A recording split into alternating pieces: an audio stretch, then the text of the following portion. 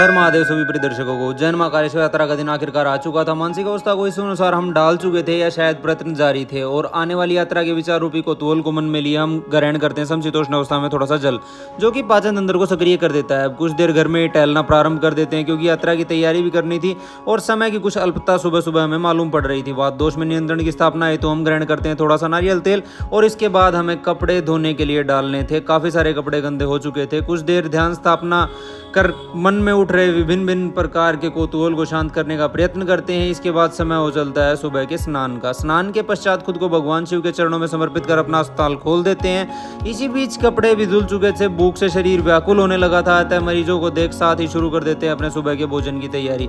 मोहित भी तब तक उठ चुका था और अपने अस्पताल जाने की तैयारी पूरी तरह से कर चुका था।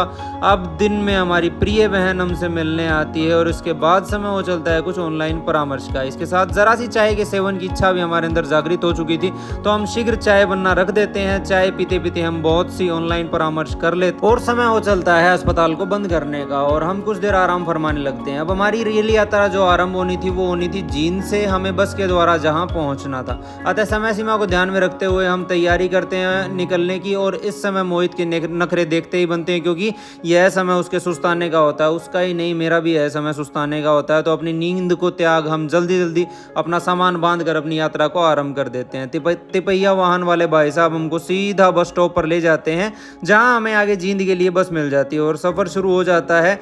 बस यह सफर हिंदी वाला सफर नहीं था, अंग्रेजी वाला सफर था। SUFFER। अत्यधिक भीड़ और गर्मी के कारण शारीरिक और मानसिक व्याकुलता की सभी सीमाओं को लांघ चुकी थी। यहाँ हमने निर्णय लिया कि रास्ते में ही उतरकर दूसरा तिपैया वाहन पकड़कर रेलवे स्टेशन तक हम जाएंगे। और चेहरे की कुछ साफ बता रही है कि हमने कितने सुकून की सांस ली है। तिपैया वाहन में बैठते ही दुविधाएं अभी आना शुरू ही हुई थी क्योंकि समय से काफी पहले हम पहुंच चुके थे। तो समय व्यतीत करने हेतु हम निकल जाते हैं एक पैदल यात्रा करते हुए शहर का निरीक्षण करने, जहां मोहित भिन्न भिन्न खाद्य वस्तुओं को ग्रहण करने की फरमाइशें करता है। दुविधा यह रही कि इतना घूम फिर लेने के बाद भी हालात वही थे, अभी भी काफी देर इंतजार करना बाकी था। तो व्याकुल मन को लिए हम वापस आ पहुंचते हैं स्टेशन जहाँ हमें हमारी रेल यात्रा आरंभ होनी थी। धीरे धीरे पूरा स्टेशन खाली होने लगा था, मानो जैसे सफर केवल हम दोनों लोग ही कर रहे हैं। और आखिरकार कुछ घंटों के इंतजार के बाद हमारी रेल भी पटरियों पर दौड़ते हुए आ पहुंचती है और हम जल्दी से जाकर अपना आसन ग्रहण कर लेते हैं। खासी भीड़ का सामना हमें यहाँ भी करना होता है और दुविधा की बात यह थी कि ट्रेन यहाँ सिर्फ 2 मिनट तक रुकने वाली थी, तो जल्दी जल्दी जाकर अपना आसन ढूंढना सबसे बड़ी दुविधा का काम था। इसके बाद आ जाता है हमारा भोजन भी, जिसे ग्रहण कर समय हो चलता है कुछ देर सुस्ता लेने का क्योंकि काफी थका देने वाला और काफी लंबा दिन हमारा रहा है। तो आज का दिन हम यहीं समाप्त करते हैं। आप सभी को मेरी तरफ से राम राम।